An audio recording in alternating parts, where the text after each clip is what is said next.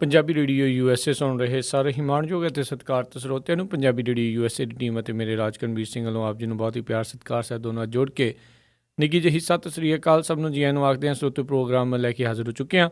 Programme ਖਬਰ 'ਤੇ ਨਜ਼ਰ ਪ੍ਰੋਗਰਾਮ ਦੇ ਵਿੱਚ ਤੁਹਾਡੇ ਨਾਲ ਪੰਜਾਬ ਭਾਰਤ ਦੀਆਂ ਖਬਰਾਂ ਦੇ ਪਿੱਛੇ ਕੀ ਚੱਲ ਰਿਹਾ ਹੁੰਦਾ ਉਸ ਦੀ ਗਹਿਰਾਈ ਤੱਕ ਜਾਣ ਦੀ ਸਾਡੀ ਕੋਸ਼ਿਸ਼ ਹੁੰਦੀ ਹੈ। ਅਤੇ ਅੱਜ ਦੇ ਦਿਨ ਸਾਡੇ ਨਾਲ ਜੁੜ ਰਹੇ ਨੇ ਬਲਤੇਜ ਪੰਨੂ ਜੀ ਨਿੱਘੀ ਜੀ ਆਇਆਂ ਨੂੰ ਸਤਿ ਸ੍ਰੀ ਅਕਾਲ। ਸਤਿ ਸ਼੍ਰੀ ਅਕਾਲ ਜੀ, ਧੰਨਵਾਦ ਜੀ, ਬਹੁਤ ਮਿਹਰਬਾਨੀ।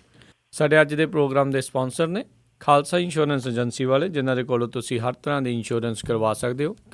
ਕਾਰਾਂ ਦੀ, life, taxi, commercial, gas station, liquor store, hotel, motel, shopping centre, apartment, restaurant, ਇਹਨਾਂ ਸਾਰਿਆਂ ਦੀ ਇਹ ਇੰਸ਼ੋਰੈਂਸ ਕਰਦੇ ਨੇ। ਫ੍ਰੀ ਕੋਡ ਦੇ ਲਈ ਜਾਂ ਹੋਰ ਜਾਣਕਾਰੀ ਲਈ ਤੁਸੀਂ ਇਹਨਾਂ ਨੂੰ ਕਾਲ ਕਰ ਸਕਦੇ ਹੋ। ਇਹਨਾਂ ਦਾ ਨੰਬਰ 408 272 2500 4082722500। ਇਸ ਦੇ ਨਾਲ ਗੁਰਦੀਪ ਸਿੰਘ ਵਿਰਦੀ ਕਲੋਵਿਸ ਤੋਂ, ਪ੍ਰੀਤਮ ਸਿੰਘ ਤਲਵਿੰਦਰ ਸਿੰਘ ਗਿੱਲ ਬੇਕਰਸਫੀਲਡ ਤੋਂ, ਸਤਨਾਮ ਸਿੰਘ ਸ਼ੇਰਗਿੱਲ ਸੈਲਮਾ ਤੋਂ, ਜਾਫੀ ਸਿੰਘ ਬੇਕਰਸਫੀਲਡ ਤੋਂ, ਸੁੱਖਾ ਸਿੰਘ ਵਾਈਸੀਲੀਆ ਤੋਂ, Punjabi American senior citizen centre Bakersfield ਤੋਂ, ਨਵਜੋਤ ਕੌਰ ਕਲੋਟੀ ਯੂਬਾ ਸਿਟੀ ਤੋਂ। ਅਸੀਂ ਇਹਨਾਂ ਸਾਰਿਆਂ ਦਾ ਬਹੁਤ ਬਹੁਤ ਧੰਨਵਾਦ ਕਰਦੇ ਹਾਂ।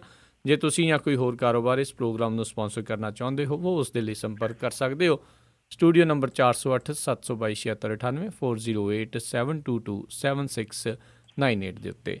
ਅਤੇ ਗੱਲਬਾਤ ਦਾ ਸਿਲਸਿਲਾ ਬਲਤੇਜ ਪੰਨੂ ਜੀ ਜੇ ਸ਼ੁਰੂ ਕਰੀਏ ਵੀ ਸਭ ਤੋਂ ਪਹਿਲਾਂ ਪ੍ਰਧਾਨ ਮੰਤਰੀ ਹੁਣਾਂ ਦਾ ਨਵਾਂ ਦੌਰਾ ਜਿਹੜਾ ਜੀ ਆ ਗਿਆ ਆ, ਗਰਮੀ ਤੋਂ ਬਚਦੇ ਹੋਏ ਰੂਸ ਦੀ ਠੰਡ ਦਾ ਆਨੰਦ ਮਾਣਨਗੇ।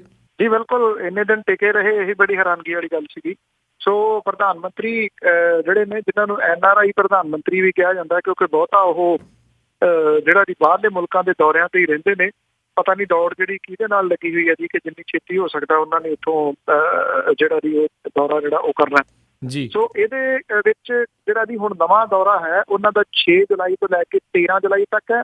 ਉਹ 5 ਕੇਂਦਰੀ ਏਸ਼ੀਅਨ ਮੁਲਕਾਂ ਦੇ ਦੌਰੇ ਦੇ ਉੱਤੇ ਜਾਣਗੇ ਔਰ ਰੂਸ ਦਾ ਦੌਰਾ ਵੀ ਜਿਹੜਾ ਉਹ ਕਰਨਗੇ ਜੀ। ਉੱਥੇ ਉਹ ਬ੍ਰਿਕਸ ਦੇਸ਼ਾਂ ਦੇ ਸੰਮੇਲਨ ਦੇ ਉੱਤੇ ਸ਼ੰਘਾਈ ਕੋਆਪਰੇਸ਼ਨ ਆਰਗੇਨਾਈਜੇਸ਼ਨ ਜਿਹੜੀ ਹੈ ਜੀ ਉਹਦੇ ਸੰਮੇਲਨ ਦੇ ਵਿੱਚ ਜਿਹੜਾ ਉਹ ਪਹੁੰਚਣਗੇ। ਔਰ ਪ੍ਰਧਾਨ ਮੰਤਰੀ ਦਾ ਇਹ ਦੌਰਾ ਜਿਹੜਾ ਉਜ਼ਬੇਕਿਸਤਾਨ ਤੋਂ ਸ਼ੁਰੂ ਜਿਹੜਾ ਉਹ ਹੋ ਰਿਹਾ ਜੀ। ਬਾਹਰਲੇ ਮੁਲਕਾਂ ਦੇ ਵਿੱਚ ਜਾ ਕੇ ਬਹੁਤ ਕੁਝ ਬੋਲਣਗੇ, ਬੜੇ ਡਾਇਲਾਗ ਜਿਹੜੇ ਜੀ ਉਹ ਸੁੱਟਣਗੇ, ਪਰ ਇੱਥੇ ਅਹਿਮ ਮਸਲਿਆਂ ਦੇ ਉੱਤੇ ਜਿਹੜੀ ਉਹ ਧਾਰੀ ਹੋਈ ਚੁੱਪ ਹੈ ਨਰਿੰਦਰ ਮੋਦੀ ਹੋਰਾਂ ਦੀ, ਉਹ ਬੜੀ ਗੰਭੀਰ ਹੈ ਜੀ ਆਪਣੇ ਆਪ ਦੇ ਵਿੱਚ, ਕਿਉਂਕਿ ਕਿਸੇ ਅਹਿਮ ਮਸਲੇ ਦੇ ਉੱਤੇ ਉਹ ਬੋਲੇ ਹੀ ਨਹੀਂ। ਤੇ ਹੁਣ ਜਿਹੜਾ ਵੀ ਜਾ ਕੇ ਵਿਰੋਧੀ ਪਾਰਟੀਆਂ ਦੇ ਵਿਰੋਧ ਦੇ ਵਿੱਚ ਉਹ ਦੂਜੇ ਮੁਲਕਾਂ ਜਾ ਕੇ ਜਿਹੜਾ ਵੀ ਬੋਲਣਗੇ, ਉੱਥੋਂ ਦੇ ਸਮਾਗਮਾਂ ਦੇ ਵਿੱਚ ਅਕਸਰ ਹੀ ਵਿਰੋਧੀ ਧਿਰ ਜਿਹੜੀ ਭਾਰਤੀ ਹੈ ਉਹਨੂੰ ਆਪਣੇ ਨਿਸ਼ਾਨੇ ਦੇ ਉੱਤੇ ਲੈਂਦੇ ਨੇ। ਅੱਜ ਕੱਲ੍ਹ ਇੱਥੇ ਇੱਕ ਚੁਟਕਲਾ ਬੜਾ ਮਸ਼ਹੂਰ ਹੈ, ਕਹਿੰਦੇ ਜੀ ਮੋਦੀ ਸਾਹਿਬ ਕਿਸੇ ਹਨੇਰੇ ਦੇ ਕਮਰੇ ਦੇ ਵਿੱਚ ਬਹਿ ਜਾਂਦੇ ਨੇ ਤੇ ਉੱਥੇ ਬੱਤੀ ਬੁਝਾ ਕੇ ਇੱਕ ਜਿਹੜੀ ਝਰੀਟ ਆ ਲੰਮੀ ਸਾਰੀ ਮਾਰਦੇ ਨੇ ਨਕਸ਼ੇ ਦੇ ਉੱਤੇ, ਤੇ ਬਾਹਰ ਆ ਕੇ ਕਹਿੰਦੇ ਨੇ ਕਿ ਲਓ ਜੀ ਇਸ ਵਾਰੀ ਵਜਾਣਾ ਜੀ। ਅਤੇ ਅਗਲੀ ਜਿਹੜੀ ਆਪਾਂ ਗੱਲ ਕਰੀਏ, ਪੰਜਾਬ ਦੇ ਵਿੱਚ RSS ਦਾ ਮੁਖੀ ਜਿਹੜਾ ਆ ਪ੍ਰਭਾਤ ਝਾਅ ਲਾਇਆ ਜਾ ਰਿਹਾ। ਇਸ ਵੇਲੇ RSS ਜਿਹੜੀ ਹੈ ਜੀ ਉਹ ਪੰਜਾਬ ਦੇ ਵਿੱਚ ਬਹੁਤ ਸਰਗਰਮ ਹੈ ਔਰ ਇੱਥੇ ਪਿੰਡਾਂ ਥਾਵਾਂ ਦੇ ਉੱਤੇ ਜਿਹੜੀ ਹੈ ਜੀ ਉਹ ਪਹੁੰਚ ਰਹੀ ਹੈ। ਕਹਿਣ ਨੂੰ BJP ਜਿਹੜੀ ਕਹਿੰਦੀ ਹੈ ਕਿ ਅਸੀਂ 117 ਵਿਧਾਨ ਸਭਾ ਹਲਕਿਆਂ ਦੇ ਵਿੱਚ ਬੂਥ ਲੈਵਲ ਤੱਕ ਪਹੁੰਚ ਕਰ ਰਹੇ ਹਾਂ। ਅਸਲ ਵਿੱਚ ਇਹ RSS ਹੈ ਜਿਹੜੀ ਕਿ ਪਹੁੰਚ ਜਿਹੜੀ ਹੈ ਇੱਥੇ ਕਰ ਰਹੀ ਹੈ। ਔਰ ਭਾਰਤੀ ਜਨਤਾ ਪਾਰਟੀ ਨੇ ਜਿਹੜੀ ਜਥੇਬੰਦਕ ਢਾਂਚੇ ਦੇ ਵਿੱਚ ਕਾਫੀ ਤਬਦੀਲੀ ਜਿਹੜੀ ਉਹ ਕੀਤੀ ਹੈ। ਇਹਦੇ ਤਹਿਤ ਮੱਧ ਪ੍ਰਦੇਸ਼ ਤੋਂ ਰਾਜ ਸਭਾ ਦੇ ਮੈਂਬਰ ਜਿਹੜਾ ਪ੍ਰਭਾਤ ਝਾਅ ਨੇ, ਉਹਨਾਂ ਨੂੰ ਪੰਜਾਬ ਤੇ ਚੰਡੀਗੜ੍ਹ ਦਾ ਇੰਚਾਰਜ ਥਾਪਿਆ ਗਿਆ। ਉੱਤਰ ਪ੍ਰਦੇਸ਼ ਤੇ ਬਿਹਾਰ ਦੇ ਵਿੱਚ ਬਹੁਤੇ ਆਗੂਆਂ ਦੀ ਤਾਇਨਾਤੀ ਜਿਹੜੀ ਹੈ ਜੀ ਉਹ ਕੀਤੀ ਗਈ ਹੈ। ਪਛੜੀਆਂ ਜਾਤਾਂ ਦੇ ਵਾਸਤੇ ਵੱਖਰਾ ਵਿੰਗ ਬਣਾਇਆ ਗਿਆ। ਅਨੁਰਾਗ ਠਾਕੁਰ ਦੀ ਥਾਂ ਦੇ ਉੱਤੇ ਮੁਰਲੀਧਰ ਰਾਓ ਨੂੰ ਯੁਵਾ ਮੋਰਚੇ ਦਾ ਪ੍ਰਧਾਨ ਲਾ ਦਿੱਤਾ ਗਿਆ। ਅਮਿਤ ਸ਼ਾਹ ਦੀ ਅਗਵਾਈ ਦੇ ਵਿੱਚ ਹੋਈ ਜਿਹੜੀ ਮੀਟਿੰਗ ਹੈ ਜੀ, ਉਹਦੇ ਤੋਂ ਬਾਅਦ ਜਿਹੜੀਆਂ ਨਿਯੁਕਤੀਆਂ ਦਾ ਐਲਾਨ ਜਿਹੜਾ ਜੀ ਉਹ ਕੀਤਾ ਗਿਆ। ਪ੍ਰਭਾਤ ਝਾਅ ਪੰਜਾਬ ਦੇ ਇੰਚਾਰਜ ਬਣਨ ਤੋਂ ਪਹਿਲਾਂ ਦਿੱਲੀ ਦੇ ਇੰਚਾਰਜ ਸੀਗੇ, ਜਿੱਥੇ ਪਾਰਟੀ ਦਾ ਵਿਧਾਨ ਸਭਾ ਚੋਣਾਂ ਦੇ ਵਿੱਚ ਬੜਾ ਮਾੜਾ ਹਾਲ ਜਿਹੜਾ ਉਹ ਹੋਇਆ ਸੀਗਾ। ਸ਼ਾਇਦ ਦਿੱਲੀ ਦੇ ਤਜਰਬੇ ਨੂੰ ਵੇਖਦੇ ਹਾਂ ਪੰਜਾਬ 'ਚ ਲਿਆਂਦਾ ਜਾ ਰਿਹਾ ਕਿ ਇੱਥੇ ਵੀ ਉਹੀ ਕੰਮ ਸ਼ਾਇਦ ਉਹ ਕਰਵਾ ਦੇਣ। ਕੇਂਦਰੀ ਮੰਤਰੀਆਂ ਰਾਮ ਸ਼ੰਕਰ ਕਥੇਰੀਆ ਤੇ ਚੰਡੀਗੜ੍ਹ ਦੇ ਵਿੱਚ ਆਰਤੀ ਮਹਿਰਾ ਦੀ ਥਾਂ ਉਹ ਲੈ ਰਹੇ ਨੇ। ਝਾਅ ਪਾਰਟੀ ਦੇ ਮੀਤ ਪ੍ਰਧਾਨ ਨੇ ਤੇ ਉਹਨਾਂ ਦੇ RSS ਦੇ ਜਿਹੜੇ ਸਦਾਕਾਰਾਂ ਦੇ ਨਾਲ ਬਹੁਤ ਨੇੜਲੇ ਸੰਬੰਧ ਜਿਹੜੇ ਉਹ ਦੱਸੇ ਜਾਂਦੇ ਨੇ, ਜਿਹਦੇ ਕਰਕੇ ਉਹਨਾਂ ਨੂੰ ਉਚੇਚੇ ਤੌਰ ਦੇ ਉੱਤੇ ਇੱਥੇ ਜਿਹੜਾ ਜੀ ਇਹਨੂੰ ਪੰਜਾਬ ਦੇ ਵਿੱਚ ਜਿਹੜਾ ਜੀ ਇੰਚਾਰਜ ਲਾਇਆ ਗਿਆ, ਤਾਂ ਕਿ RSS ਦਾ ਜਿਹੜਾ ਏਜੰਡਾ ਹੈ ਉਹ ਪਿੰਡਾਂ ਬੂਥ ਲੈਵਲ ਤੱਕ ਪਹੁੰਚ ਕੇ ਉਹਦਾ ਜਿਹੜਾ ਜੀ ਉਹ ਵਰਕ ਹੋ ਸਕੇ। ਜੀ ਜੀ। ਤੇ ਅਗਲੀ ਜਿਹੜੀ ਆਪਾਂ ਗੱਲ ਕਰਦੇ ਹਾਂ ਵੀ ਹੈਵੀ ਵਹੀਕਲ ਡਰਾਈਵਿੰਗ ਲਾਇਸੈਂਸ ਲੈਣ ਦੇ ਲਈ ਲੰਬੀ ਜਾਣਾ ਜ਼ਰੂਰੀ। ਬਿਲਕੁਲ ਜੀ, ਇਹ ਐਕਚੁਅਲੀ ਜਿਹੜਾ ਇੱਥੇ ਲੰਬੀ ਕਿਉਂ ਜਾਣਾ ਪਊਗਾ ਜੀ, ਹੋ ਸਕਦਾ ਕਿ ਕਈਆਂ ਨੂੰ ਇਹ ਸੁਣਨ ਦੇ ਵਾਸਤੇ ਲੱਗੇ ਕਿ ਲੰਬੀ ਕਿਉਂਕਿ ਜਿਹੜਾ ਬਾਦਲ ਸਾਹਿਬ ਦਾ ਹਲਕਾ ਹੈ ਉੱਥੇ ਜਾਣਾ ਪੈਂਦਾ, ਉੱਥੇ ਕੋਈ ਮੱਥਾ ਟੇਕਣਾ ਪੈਣਾ ਜੀ। ਬਿਲਕੁਲ ਇੱਥੇ ਮਾਹੂਆਣਾ ਪੈਂਦਾ ਜੀ ਲੰਬੀ ਦੇ ਵਿੱਚ, ਜਿਹੜੇ ਜੀ ਲੰਬੀ ਦੇ ਦਰਸ਼ਨ ਕਰਨੇ ਜ਼ਰੂਰੀ ਹੋਣਗੇ ਜੇ ਕਿਸੇ ਨੇ ਹੈਵੀ ਡਰਾਈਵਿੰਗ ਲਾਇਸੈਂਸ ਜਿਹੜਾ ਜੀ ਉਹ ਲੈਣਾ। ਟਰਾਂਸਪੋਰਟ ਵਿਭਾਗ ਨੇ ਜੀ ਕੁਝ ਸਮਾਂ ਪਹਿਲਾਂ ਹੈਵੀ ਡਰਾਈਵਿੰਗ ਲਾਇਸੈਂਸ ਦੇ ਵਾਸਤੇ ਵਿਸ਼ੇਸ਼ ਡਰਾਈਵਿੰਗ ਟ੍ਰੇਨਿੰਗ ਲਾਜ਼ਮੀ ਕਰਤੀ ਹੈ। ਚੰਗੀ ਗੱਲ ਆ ਵੈਸੇ, ਔਰ ਇਹ ਸਿਖਲਾਈ ਪਰ ਹੁਣ ਮੁੱਖ ਮੰਤਰੀ ਦੇ ਹਲਕੇ ਲੰਬੀ ਦੇ ਪਿੰਡ ਮਾਹੂਆਣਾ ਦੇ ਵਿੱਚ ਦਿੱਤੀ ਜਾਊਗੀ, ਜਿੱਥੇ ਕਿ ਸਰਕਾਰ ਨੇ ਡਰਾਈਵਿੰਗ ਸਕਿੱਲ ਸੈਂਟਰ ਖੋਲ੍ਹਿਆ ਜੀ। ਪੰਜਾਬ ਸਰਕਾਰ ਤੇ ਟਾਟਾ ਮੋਟਰਸ ਦੇ ਵੱਲੋਂ ਇਹ ਜਿਹੜਾ ਇੰਸਟੀਚਿਊਟ ਹੈ ਜੀ, ਇਹਦਾ ਉਦਘਾਟਨ 10 ਦੇ ਵਿੱਚ ਕੀਤਾ ਗਿਆ ਸੀਗਾ, ਔਰ ਇਹਦੇ ਉੱਤੇ ਸਰਕਾਰ ਨੇ 15 ਕਰੋੜ ਰੁਪਏ ਖਰਚੇ ਆ, ਜਦੋਂ ਕਿ ਟਾਟਾ ਮੋਟਰਸ ਜਿਹੜੀ ਹੈ ਜੀ ਉਹਨੇ 2.5 ਕਰੋੜ ਰੁਪਏ ਵੱਖਰੇ ਤੌਰ ਦੇ ਉੱਤੇ ਲਾਏ ਆ ਜੀ। ਇੰਸਟੀਚਿਊਟ ਦੇ ਵਿੱਚ ਡਰਾਈਵਰਾਂ ਨੂੰ 2 ਦਿਨ ਦੀ ਮੁੱਢਲੀ ਸਿਖਲਾਈ ਜਿਹੜੀ ਆ ਜੀ ਦਿੱਤੀ ਜਾਂਦੀ ਹੈ। ਇਸ ਤੋਂ ਬਾਅਦ ਇੱਕ ਸਰਟੀਫਿਕੇਟ ਜਿਹੜਾ ਜਾਰੀ ਕੀਤਾ ਜਾਂਦਾ, ਜਿਹਦੇ ਆਧਾਰ ਦੇ ਉੱਤੇ ਜ਼ਿਲ੍ਹਾ ਟਰਾਂਸਪੋਰਟ ਆਫੀਸਰ ਜਿਹੜੇ ਨੇ ਉਹ ਡਰਾਈਵਿੰਗ ਲਾਇਸੈਂਸ ਬਣਾਉਂਦੇ ਨੇ। ਬੱਸ ਤੇ ਟਰੱਕ ਤੋਂ ਬਿਨਾਂ ਟਰਾਲਿਆਂ ਦੇ ਡਰਾਈਵਰਾਂ ਨੂੰ ਇੱਥੇ ਟ੍ਰੇਨਿੰਗ ਦੇ ਵਾਸਤੇ ਆਉਣਾ ਲਾਜ਼ਮੀ ਕਰਾਰ ਜਿਹੜਾ ਜੀ ਉਹ ਦਿੱਤਾ ਗਿਆ। 6 ਮਹੀਨੇ ਪਹਿਲਾਂ ਰਾਜ ਦੇ ਸਾਰੇ DTO ਜਿਹੜੇ ਨੇ ਉਹਨਾਂ ਨੂੰ ਹਦਾਇਤ ਦਿੱਤੀ ਗਈ ਸੀ ਕਿ ਸਿਰਫ ਉਹਨਾਂ ਲੋਕਾਂ ਦੇ ਹੈਵੀ ਡਰਾਈਵਿੰਗ ਲਾਇਸੈਂਸ ਤੇ ਟਰਾਂਸ ਲਾਇਸੈਂਸ ਜਿਹੜੇ ਬਣਾਏ ਜਾਣ, ਜਿਹੜੇ ਕਿ ਇਸ ਡਰਾਈਵਿੰਗ ਸਕਿੱਲ ਇੰਸਟੀਚਿਊਟ ਮਾਹੂਆਣਾ ਜਿਹੜਾ ਜੀ ਉਹਦੇ ਕੋਲੇ ਜਿਨ੍ਹਾਂ ਦੇ ਸਰਟੀਫਿਕੇਟ ਜਿਹੜੇ ਨੇ ਉਹ ਹੋਣਗੇ ਜੀ। ਪੰਜਾਬ ਦੇ ਵਿੱਚੋਂ ਸਾਰੇ ਪੰਜਾਬ ਦੇ ਵਿੱਚੋਂ ਜਿਹੜੇ ਡਰਾਈਵਰ ਨੇ ਉਹਨਾਂ ਨੂੰ ਇੱਥੇ ਆਉਣਾ ਜਿਹੜਾ ਜੀ ਪੈ ਰਿਹਾ। ਕਈ ਕਹਿੰਦੇ ਨੇ ਕਿ ਬੜਾ ਲੰਬਾ ਸਫ਼ਰ ਉਹਨਾਂ ਨੂੰ ਕਰਕੇ ਆਉਣਾ ਪੈ ਰਿਹਾ। ਵੈਸੇ ਦੇਖਿਆ ਜਾਵੇ ਹੈ ਤਾਂ ਪੋਜ਼ਿਟਿਵ ਹੈ ਬਹੁਤ, ਕਿਉਂਕਿ ਇਸ ਤਰ੍ਹਾਂ ਦੀ ਟ੍ਰੇਨਿੰਗ ਦੀ ਹੈਵੀ ਜਿਹੜੇ ਵਹੀਕਲ ਵਾਲੇ ਨੇ ਉਹਨਾਂ ਨੂੰ ਜ਼ਬਰਦਸਤ ਲੋੜ ਹੈ, ਜਿੱਥੇ ਅਕਸਰ ਐਕਸੀਡੈਂਟਾਂ ਦੇ ਵਿੱਚ ਬੜੀ ਵੱਡੀ ਗਿਣਤੀ ਦੇ ਵਿੱਚ ਸ਼ਾਮਲ ਰਹਿੰਦੇ ਨੇ ਜੀ ਜੀ। ਤੇ ਅਗਲੀ ਜਿਹੜੀ ਆਪਾਂ ਗੱਲ ਕਰੀਏ ਵੀ ਆਮ ਆਦਮੀ ਪਾਰਟੀ ਨੇ ਜਿੰਨੇ ਵੀ ਜ਼ਿਲ੍ਹੇ ਦੇ ਡਿਸਟ੍ਰਿਕਟ ਕਨਵੀਨਰ ਸੀਗੇ ਉਹ ਸਾਰੇ ਲਾਹੇ ਨਵਾਂ ਢਾਂਚਾ ਐਲਾਨਿਆ। ਬਿਲਕੁਲ ਜੀ, ਇਹ ਚਰੋਕਣਾ ਉਡੀਕਿਆ ਜਾ ਰਿਹਾ ਜਿਹੜਾ ਢਾਂਚਾ ਸੀਗਾ ਉਹ ਜਿਹੜਾ ਐਲਾਨ ਹੈ, ਔਰ ਇਹਦੇ ਸੰਬੰਧੀ ਇੱਕ ਵਿਸ਼ੇਸ਼ ਜਿਹੜੀ ਪ੍ਰੈਸ ਕਾਨਫਰੰਸ ਹੈ ਅੱਜ ਜਿਹੜੇ ਪਾਰਟੀ ਦੇ ਆਗੂ ਨੇ ਉਹਨਾਂ ਦੇ ਵੱਲੋਂ ਚੰਡੀਗੜ੍ਹ ਦੇ ਵਿੱਚ ਕੀਤੀ ਜਾਊਗੀ। ਅਜੇ ਜੀ ਆਮ ਆਦਮੀ ਪਾਰਟੀ ਨੇ ਜਿਹੜੇ ਡਿਸਟ੍ਰਿਕਟ ਕਨਵੀਨਰ ਨੇ ਉਹਨਾਂ ਦਾ ਅਹੁਦਾ ਜਿਹੜਾ ਜੀ ਉਹ ਭੰਗ ਕਰ ਦਿੱਤਾ। ਮੈਂ ਤੁਹਾਡੇ ਨਾਲ ਪਹਿਲਾਂ ਵੀ ਜਿਹੜੀ ਗੱਲ ਕੀਤੀ ਸੀਗੀ ਪੰਜਾਬੀ ਰੇਡੀਓ USA ਦੇ ਸਰੋਤਿਆਂ ਦੇ ਵਾਸਤੇ ਕਿ ਢਾਂਚਾ ਜਿਹੜਾ ਆ ਰਿਹਾ ਹੈ ਇਹ ਠੀਕ ਉਸੇ ਤਰੀਕੇ ਦਾ ਹੀ ਢਾਂਚਾ ਹੈ ਜਿਹਦਾ ਮੈਂ ਤੁਹਾਨੂੰ ਦੱਸਿਆ ਸੀਗਾ ਕਾਫੀ ਦਿਨ ਪਹਿਲਾਂ। 13 ਜਿਹੜੇ ਜ਼ੋਨ ਨੇ ਉਹਦੇ ਵਿੱਚ ਵੰਡ ਦਿੱਤਾ ਗਿਆ ਪੰਜਾਬ ਨੂੰ। ਹਰ ਲੋਕ ਸਭਾ ਹਲਕਾ ਜਿਹੜਾ ਜੀ ਇੱਕ ਜ਼ੋਨ ਹੋਊਗਾ, ਔਰ ਇਹਦੇ ਵਿੱਚ ਜਿਹੜੇ ਹੈ ਜੀ ਔਰਤ ਵਿੰਗ ਜਿਹੜਾ ਆਮ ਆਦਮੀ ਪਾਰਟੀ ਦਾ ਉਹਦੇ ਵਾਸਤੇ ਬਲਜਿੰਦਰ ਕੌਰ ਹੋਰਾਂ ਨੂੰ ਲਾਇਆ ਗਿਆ ਜੀ, ਜਿਨ੍ਹਾਂ ਨੇ ਤਲਵੰਡੀ ਸਾਬੋ ਤੋਂ ਚੋਣ ਜਿਹੜੀ ਲੜੀ ਸੀ ਉਹ ਇੰਚਾਰਜ ਬਣਾਏ ਗਏ ਨੇ ਜੀ। ਔਰ ਇਸ ਤੋਂ ਇਲਾਵਾ ਜਿਹੜੇ ਹਿੰਮਤ ਸਿੰਘ ਸ਼ੇਰਗਿੱਲ ਨੇ ਉਹਨਾਂ ਨੂੰ ਲੀਗਲ ਵਿੰਗ ਜਿਹੜਾ ਜੀ ਉਹਦਾ ਮੁਖੀ ਲਾਇਆ ਗਿਆ। ਜਿਹੜਾ ਕਿਸਾਨ ਵਿੰਗ ਹੈ ਜੀ ਉਹਦੇ ਵਿੱਚ ਜਿਹੜਾ ਹੈ ਜੀ HS ਫੂਲਕਾ ਹੋਰਾਂ ਦੇ ਰਿਸ਼ਤੇਦਾਰੀ ਚੋਂ ਭਰਾ ਲੱਗਦੇ ਨੇ ਗੁਰਿੰਦਰ ਸਿੰਘ ਕੰਗ, ਉਹਨੂੰ ਕਿਸਾਨ ਵਿੰਗ ਦਾ ਕਨਵੀਨਰ ਜਿਹੜਾ ਜੀ ਉਹ ਥਾਪਿਆ ਗਿਆ। ਨਵਾਂ ਸ਼ਹਿਰ ਤੋਂ ਜਿਹੜਾ ਨੌਜਵਾਨ ਆਗੂ ਹੈ ਹਰਜੋਤ ਸਿੰਘ ਬੈਂਸ, ਉਹਨੂੰ ਯੂਥ ਵਿੰਗ ਦੀ ਜ਼ਿੰਮੇਵਾਰੀ ਜਿਹੜੀ ਹੈ ਜੀ ਉਹ ਦਿੱਤੀ ਗਈ ਹੈ। ਜਿਹੜੇ ਬਲਵੀਰ ਸਿੰਘ ਨੇ, ਡਾਕਟਰ ਬਲਵੀਰ ਸਿੰਘ, ਉਹਨਾਂ ਨੂੰ ਲੋਕ ਸਭਾ ਹਲਕਾ ਪਟਿਆਲਾ ਦਾ ਇੰਚਾਰਜ ਲਾਇਆ ਗਿਆ। ਜਰਨੈਲ ਸਿੰਘ ਪੰਨੂ ਨੂੰ ਲੋਕ ਸਭਾ ਹਲਕਾ ਹੁਸ਼ਿਆਰਪੁਰ, ਗੁਰਪ੍ਰੀਤ ਸਿੰਘ ਨੂੰ ਲੋਕ ਸਭਾ ਹਲਕਾ ਫਿਰੋਜ਼ਪੁਰ, ਬੂਟਾ ਸਿੰਘ ਸ਼ਾਂਤ ਨੂੰ ਜਲੰਧਰ, ਜੱਸੀ ਸੇਖੋ ਹੋਰਾਂ ਨੂੰ ਸੰਗਰੂਰ ਤੇ ਗੁਰਜੀਤ ਸਿੰਘ ਸਿੱਧੂ ਨੂੰ ਬਠਿੰਡਾ ਦਾ ਜ਼ੋਨ ਇੰਚਾਰਜ ਜਿਹੜਾ ਜੀ ਉਹ ਲਾਇਆ ਗਿਆ। 13 ਲੋਕ ਸਭਾ ਹਲਕੇ ਜਿਹੜੇ ਨੇ ਇਹਦੇ ਜਿਹੜੇ ਇੰਚਾਰਜ ਲਾਏ ਗਏ ਨੇ, ਇਹਨਾਂ ਦੇ ਨਾਲ ਇੱਕ ਕੇਂਦਰੀ ਆਗੂ ਪਾਰਟੀ ਦਾ ਕੰਮ ਜਿਹੜਾ ਉਹ ਦੇਖੂਗਾ। 117 ਵਿਧਾਨ ਸਭਾ ਹਲਕਿਆਂ ਨੂੰ 39 ਜ਼ੋਨਾਂ ਦੇ ਵਿੱਚ ਵੰਡਿਆ ਗਿਆ, ਬਲਕਿ 3 ਜਿਹੜੇ ਵਿਧਾਨ ਸਭਾ ਹਲਕੇ ਨੇ ਉਹ ਇੱਕ ਜ਼ੋਨ ਦੇ ਵਿੱਚ ਪਾਏ ਗਏ ਨੇ। ਇਹਨਾਂ ਤਿੰਨਾਂ ਜਿਹੜੇ ਵਿਧਾਨ ਸਭਾ ਦੇ ਹਲਕੇ ਨੇ ਉਹਨਾਂ ਦਾ ਇੱਕ ਇੰਚਾਰਜ ਜਿਹੜਾ ਜੀ ਉਹ ਲਾਇਆ ਜਾਊਗਾ। ਔਰ ਇਸੇ ਤਰੀਕੇ ਨਾਲ ਪਿੰਡਾਂ ਤੇ ਸ਼ਹਿਰਾਂ ਦੇ ਵਿੱਚ ਪੋਲਿੰਗ ਬੂਥ ਕਮੇਟੀਆਂ ਜਿਹੜੀਆਂ ਨੇ ਉਹ ਬਣਾਈਆਂ ਜਾਣਗੀਆਂ। 10 ਤੋਂ 20 ਪੋਲਿੰਗ ਬੂਥਾਂ ਦਾ ਇੱਕ ਕਲਸਟਰ ਜਿਹੜਾ ਜੀ ਬਣਾ ਕੇ ਇੱਕ ਵੋਲੰਟੀਅਰ ਨੂੰ ਇਹਦਾ ਇੰਚਾਰਜ ਜਿਹੜਾ ਉਹ ਲਾਇਆ ਜਾਊਗਾ।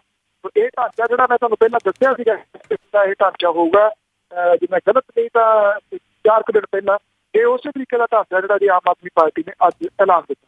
ਜੀ ਸਰੋਤੇ ਸੁਣ ਰਹੇ ਹੋ ਪ੍ਰੋਗਰਾਮ ਖਬਰ ਤੇ ਨਜ਼ਰ ਪੰਜਾਬੀ ਰੇਡੀਓ USA ਦੇ ਉੱਤੇ। ਇਸ ਪ੍ਰੋਗਰਾਮ ਨੂੰ ਵਿਸ਼ੇਸ਼ ਤੌਰ ਤੇ ਸਪਾਂਸਰ ਕਰਦੇ ਨੇ ਟਰੱਕਿੰਗ ਮਲਟੀ ਸਰਵਿਸਿਜ਼ ਵਾਲੇ, ਜਿਨ੍ਹਾਂ ਦੇ ਕੋਲੋਂ ਫੈਕਟਰੀ ਦੀਆਂ ਸੇਵਾਵਾਂ ਤੁਸੀਂ ਲੈ ਸਕਦੇ ਹੋ। ਲੋਡ ਲਾਉਂਦਿਆਂ ਸਾਰ ਸੇਮ ਡੇ 2 ਵਜੇ ਤੱਕ ਆਪਣੀ ਇਨਵੋਇਸ ਇਹਨਾਂ ਨੂੰ ਘੱਲੋ ਤੇ ਸੇਮ ਡੇ ਸ਼ਾਮ ਦੇ 5 ਵਜੇ ਤੱਕ ਆਪਣੇ ਅਕਾਊਂਟ ਦੇ ਵਿੱਚ ਤੁਸੀਂ ਡਾਲਰ ਦੇਖ ਸਕਦੇ ਹੋ। ਇਸ ਦੇ ਨਾਲ ਐਮਰਜੈਂਸੀ ਰੋਡ ਸਰਵਿਸ ਤੇ ਫਿਊਲ ਕਾਰਡ ਦੀਆਂ ਸੇਵਾਵਾਂ ਫੈਕਟਰੀ ਦੀ ਸਰਵਿਸ ਦੇ ਨਾਲ ਮੁਫਤ ਮਿਲਦੀਆਂ ਹਨ। ਵਧੇਰੇ ਜਾਣਕਾਰੀ ਲਈ ਕਾਲ ਕਰ ਸਕਦੇ ਹੋ 408 272 2600 408 272 2600 ਜੀ।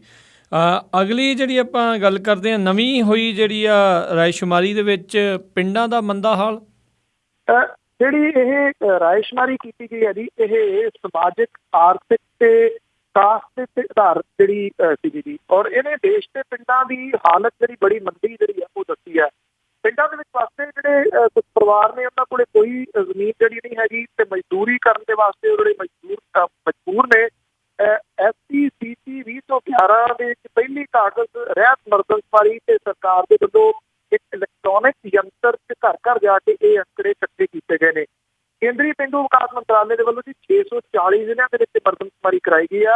ਇਹਦੇ ਅੰਕੜੇ ਵਿੱਤ ਮੰਤਰੀ ਅਰੁਣ ਜੇਤਲੀ ਨੇ ਜਿਹੜੇ ਜੀ ਉਹ ਜਾਰੀ ਕੀਤੇ। ਮਰਦਮਸ਼ੁਮਾਰੀ ਜਿਹੜੀ ਆ ਉਹ ਕਹਿੰਦੀ ਆ ਕਿ ਪਿੰਡਾਂ ਦੇ ਵਿੱਚ ਸਿੱਖਿਆ ਦੀ ਵੀ ਮਾੜੀ ਹਾਲਤ ਹੈ। ਪਿੰਡਾਂ ਦੇ ਵਿੱਚ ਵਸਦੇ ਕੋਈ 23.5% ਪਰਿਵਾਰਾਂ ਦੇ ਵਿੱਚੋਂ 25 ਸਾਲ ਤੋਂ ਉੱਪਰ ਦਾ ਕੋਈ ਵੀ ਵਿਅਕਤੀ ਪੜ੍ਹਿਆ ਲਿਖਿਆ ਨਹੀਂ।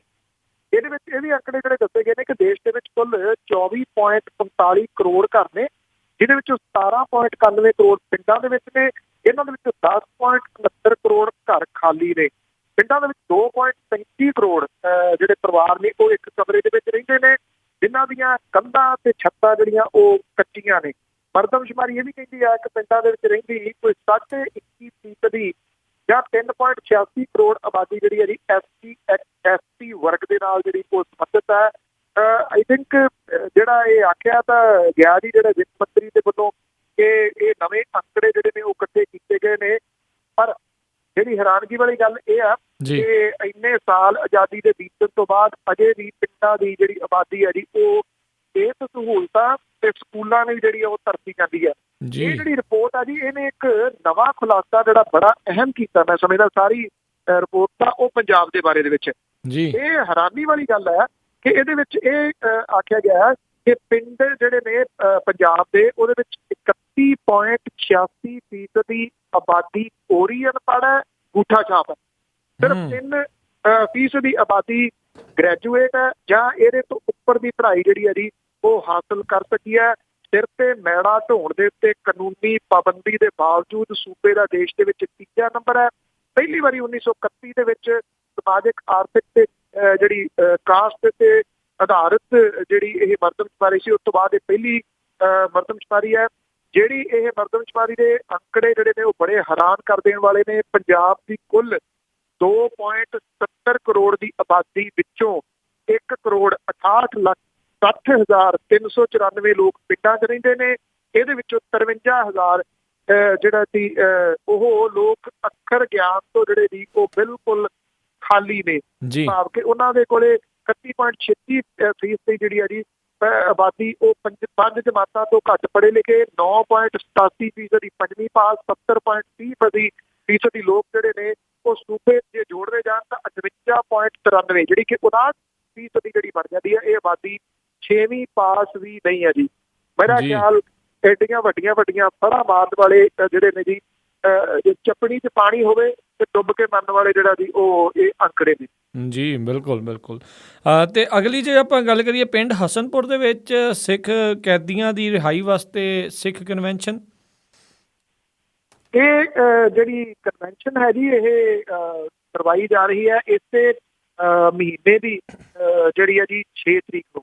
ਔਰ ਇਹ ਜਿਹੜੀ ਕਨਵੈਨਸ਼ਨ ਹੈ ਇਹਦੇ ਵਿੱਚ ਜਿਹੜੇ ਸਿੱਖ ਕੈਦੀ ਨੇ ਉਹਨਾਂ ਦੀ ਰਿਹਾਈ ਦੇ ਵਾਸਤੇ ਜਿਹੜਾ ਜੀ ਅਗਲੀ ਜਿਹੜੀ ਰਣਨੀਤੀ ਹੈ ਜੀ ਉਹ ਲਿਆਂਦੀ ਜਾਊਗੀ। ਔਰ ਇਸ ਰਣਨੀਤੀ ਦੇ ਵਿੱਚ ਅਗਲਾ ਪ੍ਰੋਗਰਾਮ ਜਿਹੜਾ ਜੀ ਇਹ ਉਲੀਕਿਆ ਜਾਊਗਾ ਕਿ ਜਿਹੜਾ ਜੀ ਅੱਗੋਂ ਕਿਹੜੇ ਤਰੀਕੇ ਦੇ ਨਾਲ ਇਹਨਾਂ ਸਿੱਖ ਕੈਦੀਆਂ ਦੀ ਜਿਹੜੀ ਰਿਹਾਈ ਆ ਉਹਦੇ ਵਾਸਤੇ ਨਵਾਂ ਪ੍ਰੋਗਰਾਮ ਜਿਹੜਾ ਉਹ ਉਲੀਕਿਆ ਜਾਵੇ ਜੀ।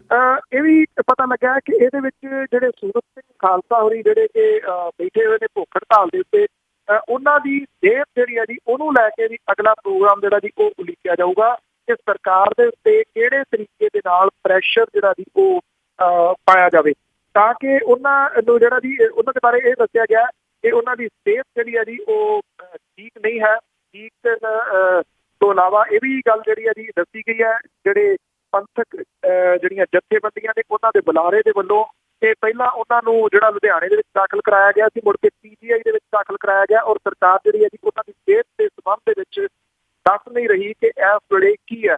ਸੋ ਇੱਕ ਕਿਸਮ ਦੇ ਨਾਲ ਪ੍ਰੈਸ਼ਰ ਬਣਾਉਣ ਦੇ ਵਾਸਤੇ ਜਿਹੜੀ ਹੈ ਜੀ ਇਹ ਪੰਥਕ ਜਥੇਬੰਦੀਆਂ ਦੇ ਵੱਲੋਂ 6 ਤਰੀਕ ਨੂੰ ਹਸਨਪੁਰ ਦੇ ਵਿੱਚ ਮੀਟਿੰਗ ਜਿਹੜੀ ਹੈ ਜੀ ਇਹ ਰੱਖੀ ਗਈ ਹੈ।